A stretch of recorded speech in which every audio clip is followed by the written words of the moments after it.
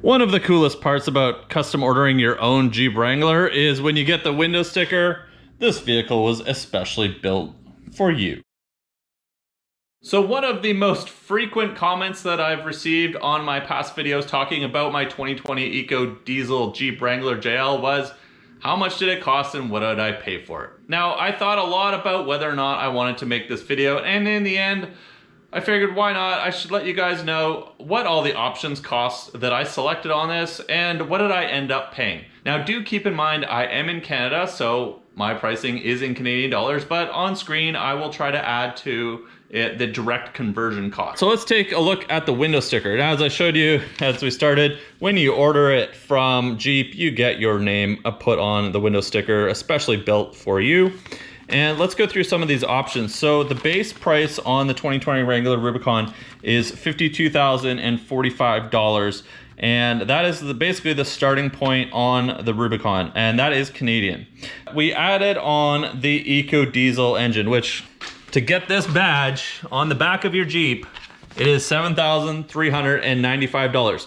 Now, in addition to that, you also need to have the automatic transmission. And the diesels only come in an automatic. There's not a manual option available for them. So to add that automatic transmission is $1,795 in addition to the motor. So I think it worked out to be somewhere around 6,500 bucks more than a V6 3.6 liter with an automatic to get the Ecodiesel with a V6 or Ecodiesel with a automatic transmission. Going down the list of optional equipment, I went with the cold weather group. I don't know, the remote start system is pretty good in the winter, but the heated steering wheel is really nice, and it is leather wrapped even if you don't get leather seats. And it reminds me of my Ram truck that I used to have with sort of the fatter wrap, but I did get cloth seats. But yes, you do get heated. I did get heated seats, even with cloth. You can get them. I don't know how well you can see that, but on the dash, you get the button for your heated seats as well as your heated steering wheel. And on your remote, you get the push to start option. But it was, let me open this all the way. It was $895 to add that option on. The next option, which to me was one of the more important options, is the trailer tow and HD electrical group. That's $895. That gives you the higher output 240 amp alternator. You get a 700 amp maintenance free battery. You get the wiring harness, the class 2 hitch receiver, but this one here, the 4 auxiliary switches.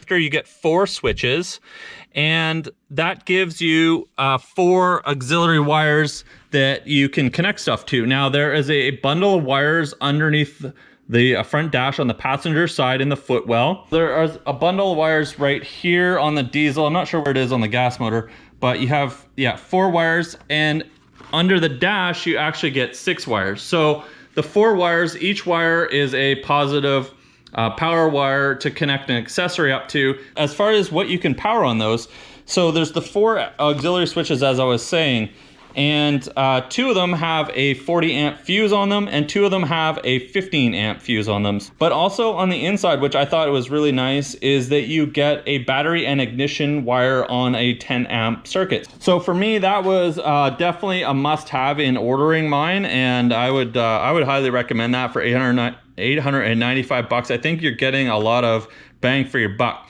Now the next one is LED lighting.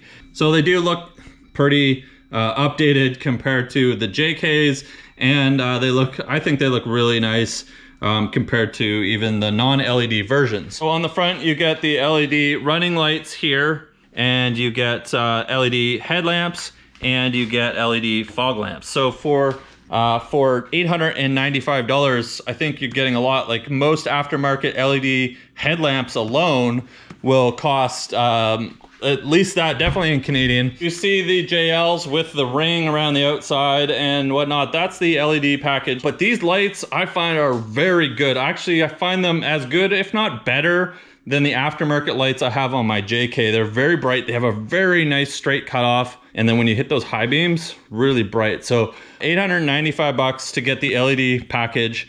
And I think that is great value. The next one is the UConnect 4C nav and sound group.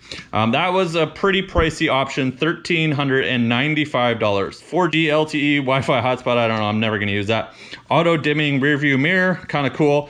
But you get the Alpine premium audio system, and to me, this system is really good. I had heard it in JLs before I picked up mine, and to me, it's all I need. So as part of that $1,395, I don't need to go and add any more stereo to this. I'm sure there's audiophiles out there that would disagree, but for me, it sounds great. But the other thing is you get the 8.4-inch LCD screen. All right, so here's the 8.4-inch screen. I'll talk about these wires in a future video because it turns out that the amperage on the USB ports in here is only 500 milliamps or half an amp, which is just not enough to power my charger and my tablet and everything. So I'm actually going to put some aftermarket USB ports in. I'll show you guys that in a future video. But anyways, here's the larger screen, which is nice. This is in the audio mode here. You can set it to climate controls. You also get the off-road pages as well. You get a bunch of extra gauges. And then the last one, which I think is really cool, is you get a pitch and roll meter. And under my thumb is showing my exact coordinates where I am. It shows you exactly your longitude and latitude and altitude on these pages, which I think is really neat. You can also access the backup camera, the navigation, and in a future video, I'm hoping to add a front camera to this like the Gladiators have. It is pricey, but it means I don't have to mess around with the stereo at all, and it's got some other stuff in there and the bigger screen, which I can add the front camera. The next one is $12.95 for the steel bumper group, $12.95 Canadian. Now, in our last video, we put on these, well, we added a winch to the factory steel bumper. And so I pulled the end caps off because those are removable. I added a worn winch cradle and then my worn Xeon 12S. Now, why did I buy a rear bumper and pay all that money? Well, it's just one of those things to get that front bumper. I suppose I could have dug around and looked for one from a takeoff, but I figured I might as well just get it. And I could probably buy an aftermarket front bumper for less than $12.95. And I was buying a rear one anyways, but I wanted to keep the factory look. You know, if you're not going to add a carrier on the back or you're going to stick with 35s, you could also add on maybe the reinforced hinge kit from the factory, and you'd be good with the rear steel bumper as is. But the Mopar all-weather floor mats, $150. I think these are some of the best floor mats that have been offered. They have spaces for they have cutouts here for your drain plugs. They have higher edges on them, which, you know, to contain any water or slush or mud. It includes both the front and the rears. So you've got the entire floor covered and it's got room for your drain plugs and all that kind of stuff. So I think for $150, adding those floor mats is pretty competitive to anything you might pick up aftermarket. I don't know if you guys can hear that, but there's like a whine with the diesel. Every time you turn it off, I don't know if it's a cooling pump or an oil pump or something like that, but you hear that higher pitched whine. Every time I shut it off, it whines like that for a varying amount of time. I don't know if it's that it needs to cool something down or it thinks it needs to cool something down, but it does that for anywhere from like 15 seconds to a couple minutes sometimes. So the next one is the remote proximity keyless entry feature. That is, as soon as I put my hand near the handle, it knows that I'm here and it will unlock the door. I think that's worth $300.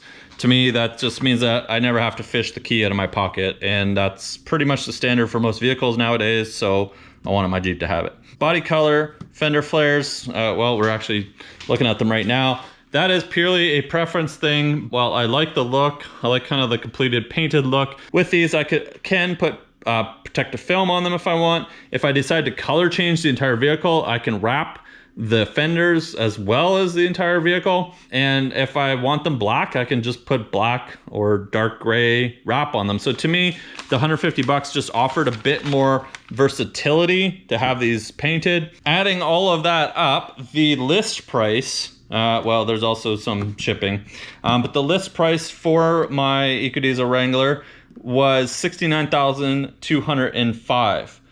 dollars, and that is Canadian. And that's what this would cost without any discounts or negotiations with the dealer. Before I get to telling you exactly what I paid for my 2020 Wrangler, quick plug, don't forget guys, over on dirtyanddangerous.com, we have KC250 logo decals up, and I'm going to be adding some more stuff as we go. So go check out that site if you want to support the channel. And please guys, if you want to see more of these videos, or if you enjoyed this video, smash the subscribe button or leave a like, or both. I do appreciate it. So how much did I actually pay for my Wrangler? That's probably what you're wondering, right? This one, I really kind of debated a lot whether or not I wanted to talk about it, mostly because I'm not sure just how relevant it is. There are a lot of different negotiations that can take place in buying a new vehicle that can affect your price. At the end, I figured, why not? I might as well tell you guys just what I paid for it. And I thought, if you're interested, why not know? Here's the deal. Chrysler has what's called preferred pricing, called advantage pricing. And what that is if you have a family member or you work for a company that is a Chrysler preferred partner, they offer you discounts on new vehicles. I can go through a configurator on the Advantage site, and then I can build out my vehicle and it'll tell me exactly how much I will be paying for it. And I can go into a dealership and get that vehicle in that spec, or I can order it. No other dealer that I spoke to was willing to let me order an Ecodiesel, or at least their first Ecodiesel, using my preferred pricing. They all want it list price, or actually some dealers were marking these up above list price, which to me is insane. Now, the reason why I drove all the way out to Alberta was Scott Bradley, who works at Legacy Claresholm Dodge, and he got me mine ordered immediately. And when I looked at the manufacturing date on this, it actually left the plant the day Jeep closed and stopped shipping vehicles. So I think I'm very lucky to have gotten it, and I appreciate all the effort and time that Scott took to make sure I got my Jeep. So what did I actually pay? Well, as we just saw, my list price was $69,205. The price that I paid was $61,439 Canadian. Just under $8,000 in discounts. It's $7,321 in discounts. So that is pretty substantial on a brand new vehicle that is pretty much the first one in Canada, and the first one that the dealer took delivery of. So Scott offered me the very first Ecodiesel that their dealership had, and at a discounted price, which I greatly appreciate.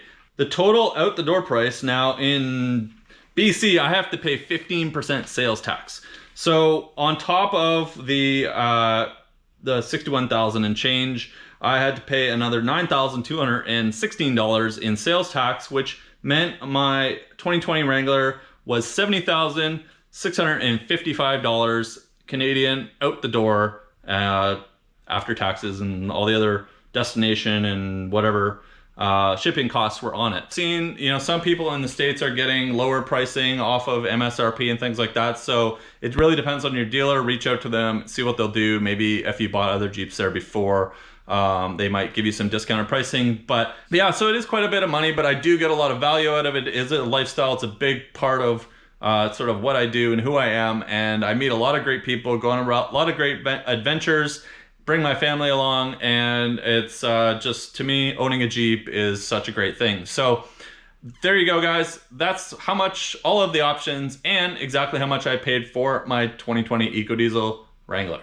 If you enjoyed this video, leave a like, and don't forget I do upload new videos right now twice a week. So smash the subscribe button. I'll see you guys soon in the next upload.